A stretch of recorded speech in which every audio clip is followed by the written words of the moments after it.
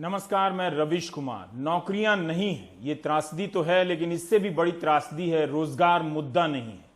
लाखों की फीस देकर जो नई पीढ़ी अलग अलग प्रोफेशनल संस्थानों से निकल रही है वो कहां जाए। कोविड-19 के दौर में इस नई पीढ़ी पर बहुत मार पड़ी है। जो लोग नौकरियों में थे उनकी तो नौकरी ही चली गई। इसके बाद भी रोजगार मुद्दा नहीं है। राजनीति का ऐसा समय जब बेरोजगारी चरम पर हो और मुद्दा ना हो तो वह नेता बनने के लिए कमाल का समय होता है, क्योंकि वह आसान होता है। ऐसा नहीं है कि नौजवानों ने कोई कसर छोड़ी हो। उन्होंने हर दरवाजा खटखटाया है, अखबारों ने भी छापा है, टीवी ने भी दिखाया है। अगर मीडिया ने नहीं भी दिखाया तो मंत्रियों के ट्विटर हैंडल पर लाखों की संख्या में ट्वीट किए गए हैं। पर असर क्यों नहीं हुआ? इसलिए नहीं हुआ क्योंकि राजनीति अब जनता के नियंत्रण में नहीं रही। इसका मतलब यह हुआ कि जनता नहीं तय कर पा रही है कि नेता या मंत्री क्या बात करें, बल्कि माहौल बनाने का सिस्टम तय करता है कि जनता किस पर बात करेगी। इसलिए नौजवानों की संख्या भले करोड़ों में हो, मगर यह संख्या अब किसी काम की नहीं है। नौजवानों को यह बात समझ में आ रही है कि लाखों की संख्या में ट्रेंड कराने और अनगिनत मैसेज भेजने के बाद भी कुछ नहीं होता है। दरअसल भारत की राजनीति में युवाओं का हर प्रकार का रोल समाप्त हो गया है, सिर्फ वायरल और फॉरवर्ड करने को छोड़कर। देश का नौजवान रोजगार के मुद्दे को लेकर रेल मंत्री के ट्विटर हैंडल पर रोज संघर्ष कर रहा है।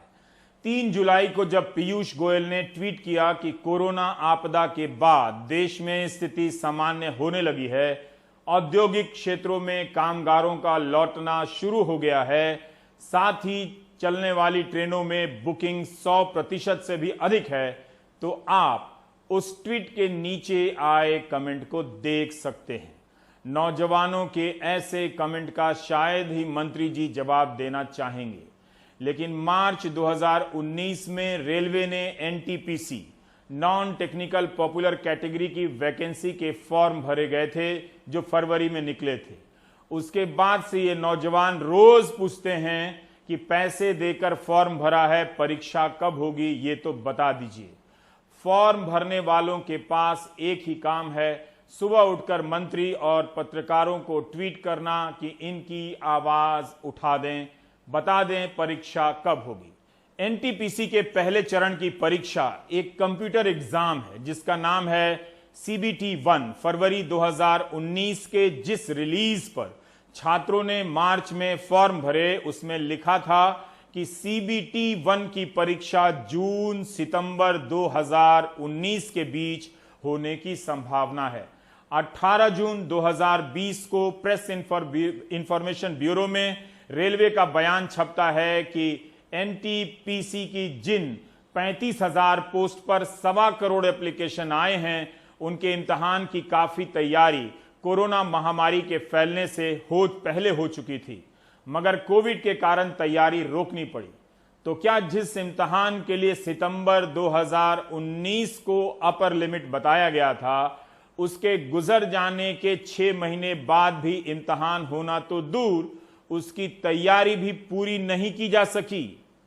जबकि इन्हें पता है कि लोको पायलट की परीक्षा तो हो ही गई थी, रिजल्ट भी आ गया था, लेकिन 1 साल से करीब दिसंबर 2019 से ही बहुत सारे नौजवानों को नियुक्ति का इंतजार करना पड़ रहा है। उनकी अभी तक ज्वाइनिंग नहीं हुई है। मंत्री जी की टाइमलाइन से पता चलता है कि ये नौजवान रेलवे के निजीकरण के खिलाफ भी लिख रहे हैं। वो ये समझ रहे हैं अच्छी तरह से कि इसका मतलब है नौकरियों का कम होना, और अब तो रेलवे ने ऐलान ही कर दिया है कि सेफ्टी को छोड़कर नई भर्तियां नहीं होंगी। हम लोग बिहार के पूर्वी चंपारण जिले के चकिया का निवासी हूँ, और हम लोग विगत 2014 से रेलवे की तैयारी कर रहे हैं। लेकिन उस समय 2014 में जो वैकेंसी आई थी उसमें 3 से 4 हजार पोस्टों की हटा गया था, कमी कर दी गई थी। इस वजह से हम लोग का जो 3 आदमी का या और भी साथी का मेरिट में थे वो बाहर हो गए। तो अब फिर अभी नया वैकेंसी जो आया 1 साल पहले जो आया है, लोकसभा चुनाव से पहले आया है, तो उसमें भी ऐसा कहा जा रहा है कि पोस्ट को फ्रीज किया जा रहा है और निजीकरण किया जा रहा है रेलवे को। कायदे से तो एग्जाम होना चाहिए, एडमिट कार्ड जारी होना चाहिए, क्योंकि लोकसभा चुनाव से पहले मोदी सरकार का लुभावना ऑफर था, युवाओं को अपने तरफ आकर्षित किए। उसके बाद अब एग्जाम होना चाहिए कायदे से, लेकिन फ्रीजिंग हो रहा है। फ्रीजिंग क्या होता है हम लोग समझ में नहीं करते हैं। हम लोग का लाइफ फ्रीज हो रहा है और ये लोग वैकेंसी फ्रीज कर रहे हैं। इन्हें समझ में नहीं आता कि युवाओं की क्या दशा है। पिछले कई सालों से मैं रेलवे का विद्यार्थी रह चुका हूँ, रेलवे की तैयारी कर रहा हूँ। यहाँ पे मैं पटना रेलवे की तैयारी कर रहा था। पिछले 2-3 महीने से लॉकडाउन हुआ तो मैं यहाँ घर पे चला आया और यहीं मंदिर, मेरे पीछे मंदिर है, चीनी मिल है जो कि चालू नहीं है, पीछे मंदिर है, वहीं पर मैं ग्रुप करता हूँ। और पिछले कुछ दिन पहले नोटिफिकेशन आया कि 150 से ज़्यादा ट्रेन चलेंगी और उसमें कोई वैकेंसीज की पोस्ट नहीं आएंगी। प्राइवेट ट्रेन चलेगी और उसकी कोई वैकेंसीज की पोस्ट नहीं आएगी। अतः सरकार से निवेदन है कि एग्ज़ाम जल्द से जल्द कंडक्ट करवाया जाए और इसका एक्सपेक्टेड डेट था सितंबर-अक्टूबर 2019 और आज 6 जुलाई 2020 आ चुकी है, अभी तक इसका एग्ज़ाम कंडक्ट नहीं हो पाया। कोविड-19 के दौर में कहा जा रहा था कि हेल्थ सेक्टर में नौकरियां बढ़ेंगी। जाने कितने अस्पतालों में हेल्थ वर्करों के अनगिनत पद खाली हैं। उनके भरे जाने के किसी भी अभियान के बारे में आपने सुना हो तो मुझे भी बताइएगा, अपवाद छोड़कर।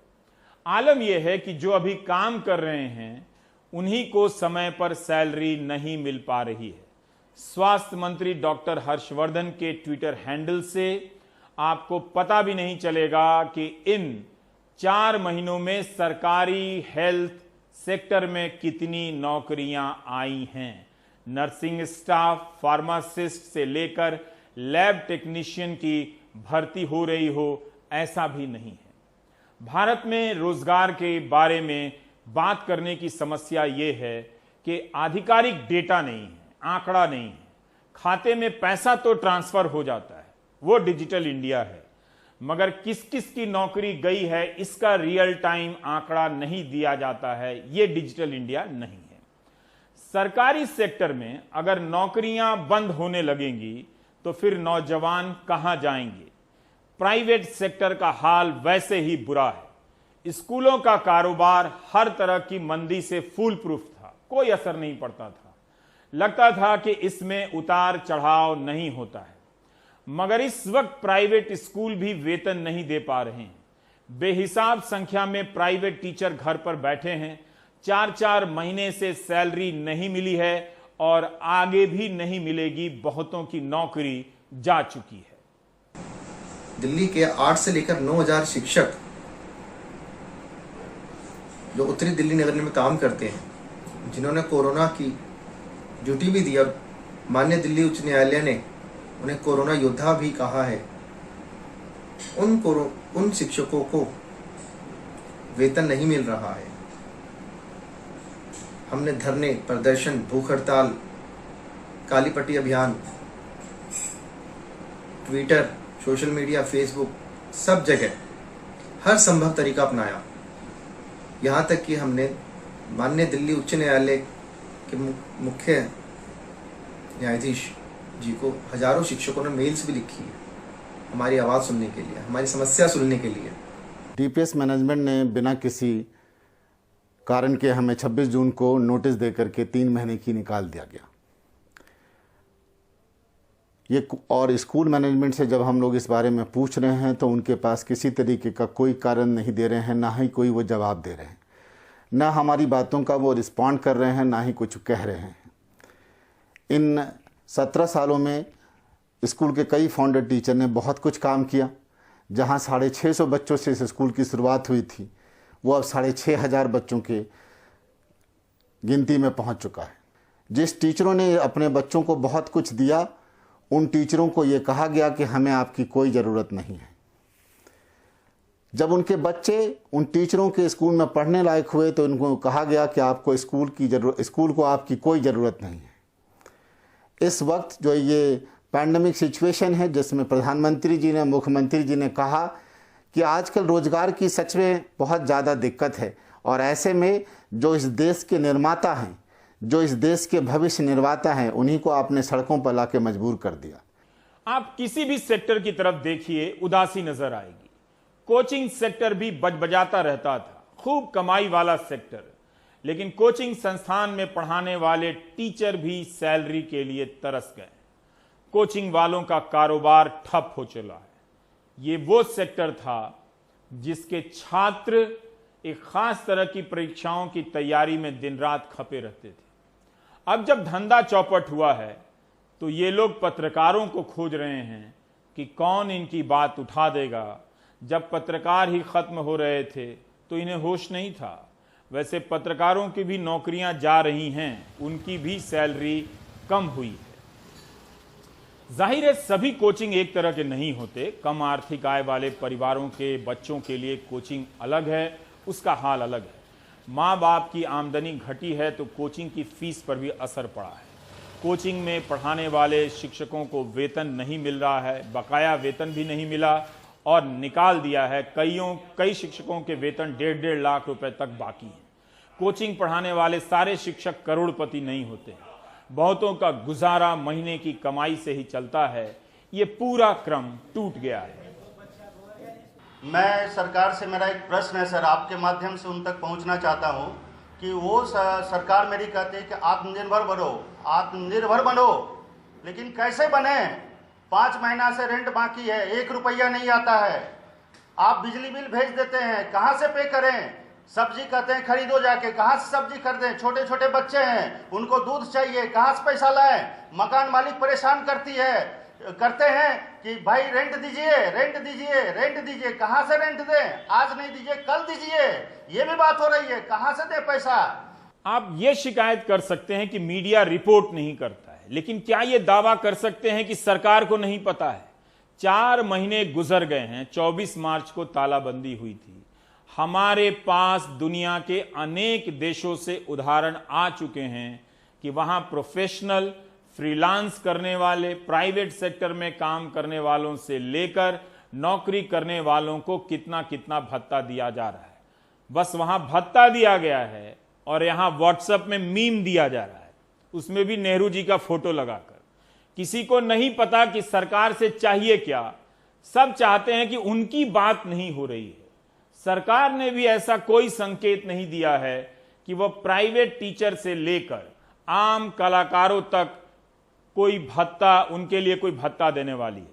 जैसे अमेरिका में $1200 का बेरोजगारी भत्ता दिया गया है, जिसके बारे में कई बार बता चुका हूं, लेकिन फिर भी यह नागरिक चेतना का हिस्सा नहीं बन पा रहा है। व्यक्तिगत करदाता को अमेरिका में $1200 का पैकेज दिया गया है। अगर पति पत्नी करदाता हैं तो उन्हें $2400 मिले हैं। घर में बच्चे हैं तो उसके हिसाब से $500 अलग से। बेशक इसके लिए आयकर रिटर्न की राशि की सीमा भी तय की गई है। जून में करीब 4 करोड़ अमेरिकी लोगों को यह भत्ता मिला था। भारत में इस तरह की बात नहीं है। बात होगी भी तो व्हाट्सएप फॉरवर्ड में एक मैसेज आ जाएगा कि अमेरिका से तुलना नहीं कर सकते, भारत की आबादी सबसे बड़ी समस्या है। बहुतों के दिमाग में यह घुसा दिया गया है कि यही कारण है, जबकि प्रधानमंत्री कहते हैं कि आबादी लाभांश है, प्लस पॉइंट है, यानी डिविडेंड। लेकिन एक बार व्हाट्सएप यूनिवर्सिटी ने समझा दिया, आप कुछ नहीं कर सकते। बहरहाल युवाओं को समझना चाहिए कि टीवी या अखबार में भर्ती की खबर अनगिनत बार छप चुकी है। एक और बार छप जाने से कोई फर्क नहीं पड़ने वाला। लेकिन इतना तो समझिए कि नई पीढ़ी का क्या होगा जिसने लाखों रुपए स्कूल से लेकर कॉलेज तक की पढ़ाई पर फूंक दिए। ब्लूमबर्ग की यह रिपोर्ट और गहराई से समझने का मौका देती है। यह रिपोर्ट एमिली कैडमैन और सिबिलिया ग्रास की है।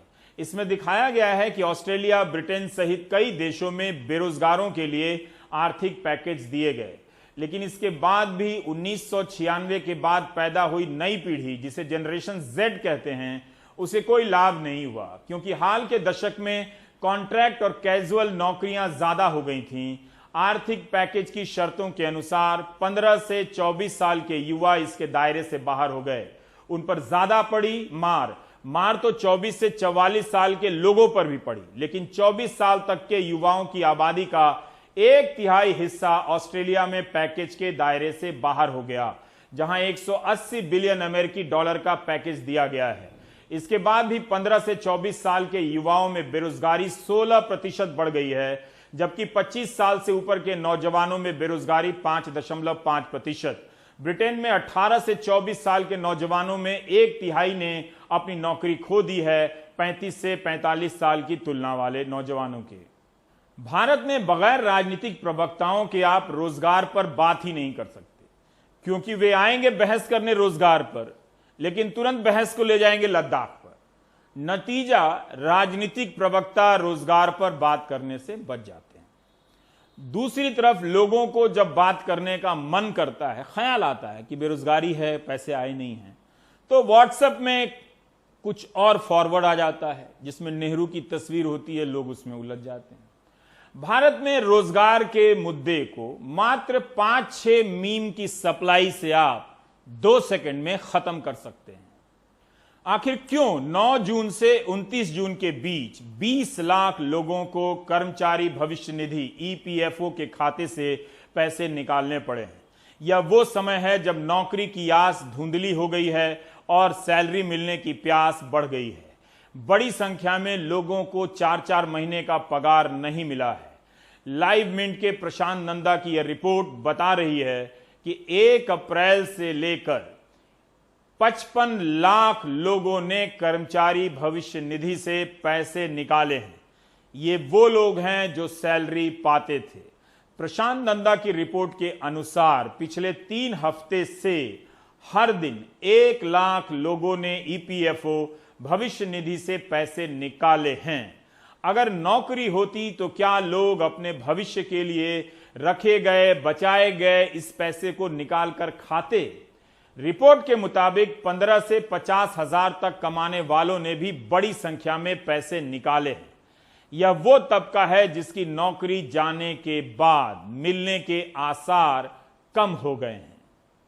इसके बाद भी भारत में रोजगार पर बात नहीं हो रही। जिनकी नौकरी गई है वो शायद अगली नौकरी मिलने की आस में नहीं बोलें, लेकिन कर्मचारी भविष्य निधि संगठन का ये डेटा बता रहा है कि वो लोग किस हालात से गुजर रहे हैं जो बोल नहीं पा रहे हैं। आप अपने आसपास देख सकते हैं। क्या लोग अपार्टमेंट छोड़कर दूर के इलाके में जा रहे हैं जहां किराया और भी कम हो? इसका कोई निश्चित डेटा नहीं है, मगर सुनने को मिल जाता है इक्का दुक्का उदाहरणों से, प्रसंगों से।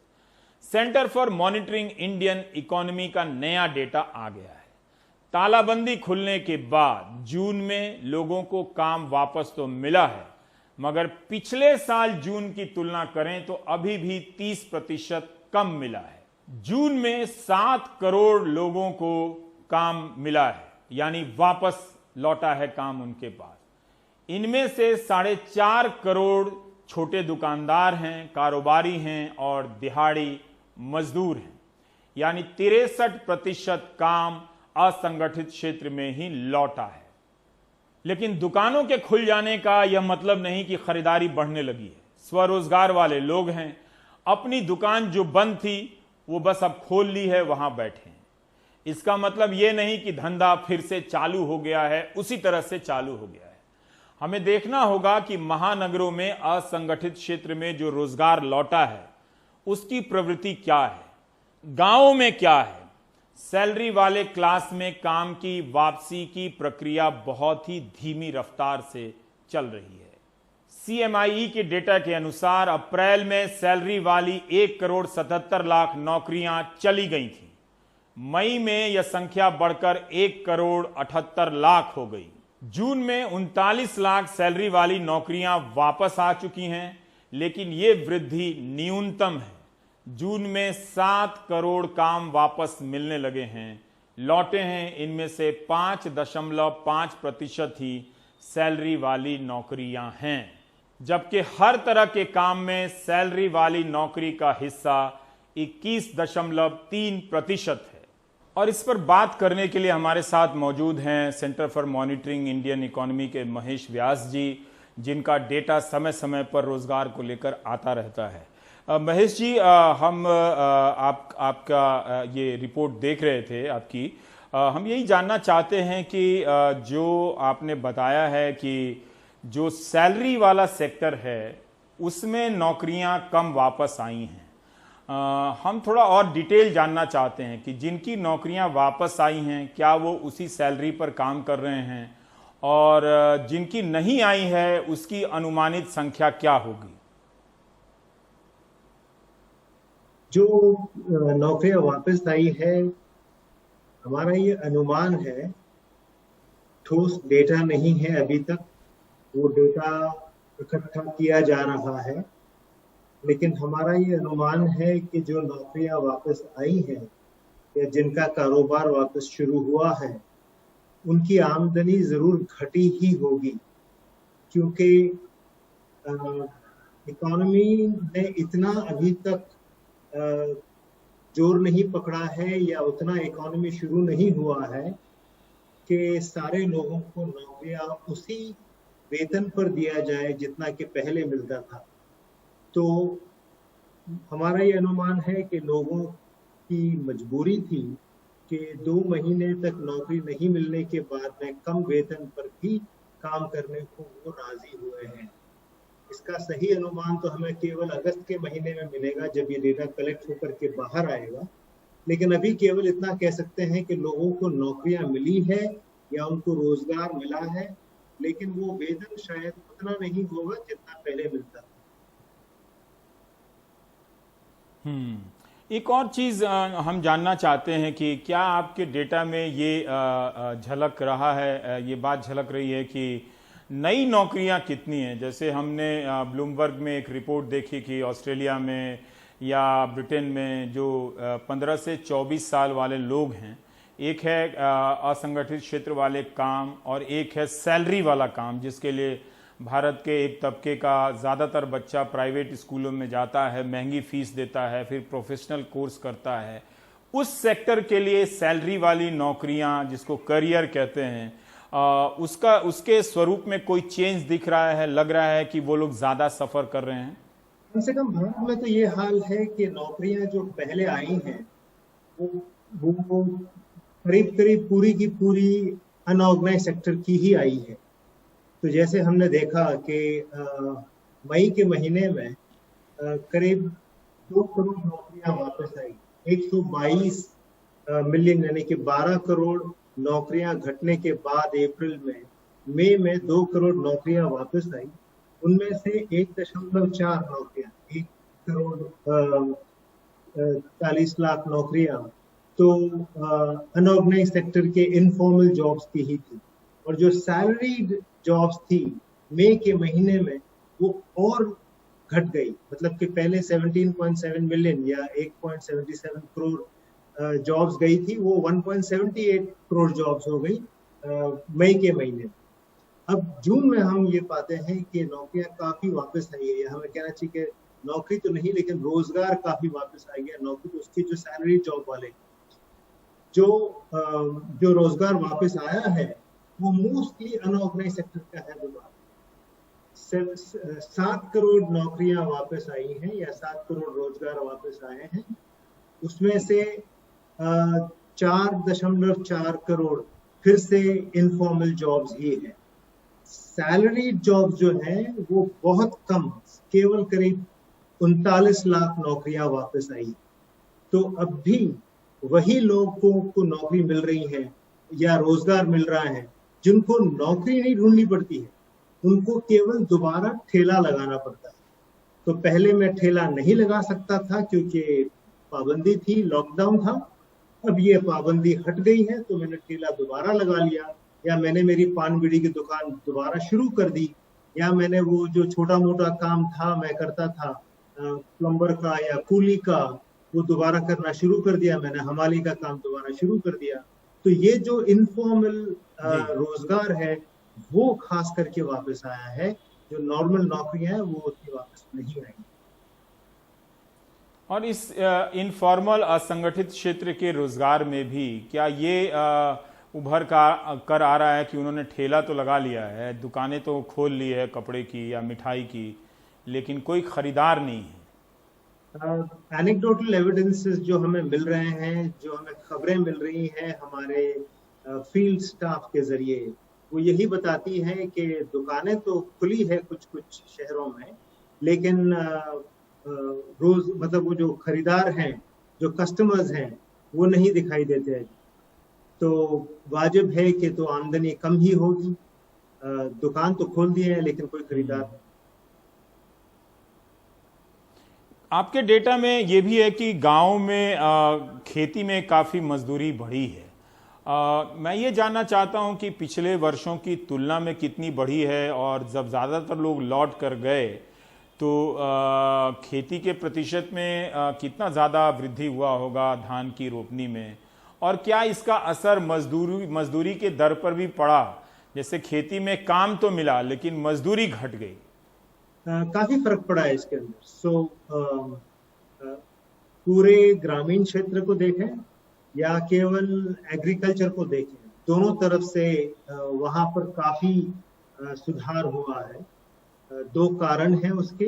पहली बात तो ये है कि जून के महीने में जब 7 करोड़ नौकरियां वापस आई, तो उनमें से करीब 1 करोड़ से ज्यादा रोजगार जो था वो फार्मिंग सेक्टर में था।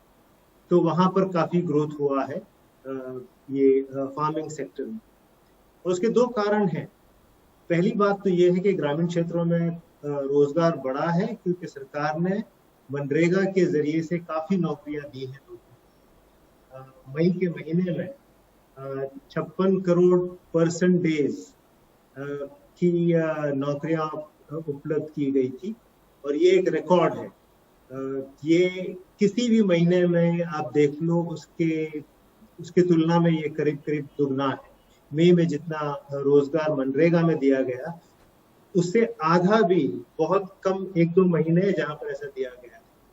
फिर जून में दोबारा बहुत सारी नौकरियां दी गई, बहुत सारे रोजगार के अवसर खोले गए मनरेगा के जरिए। तो मनरेगा का इतना ज्यादा ग्रोथ होना मई में और जून में एक कारण है ये एग्रीकल्चरल सेक्टर में या रूरल सेक्टर में एम्प्लॉयमेंट के तो जो हमने देखा है। दूसरा कारण ये है कि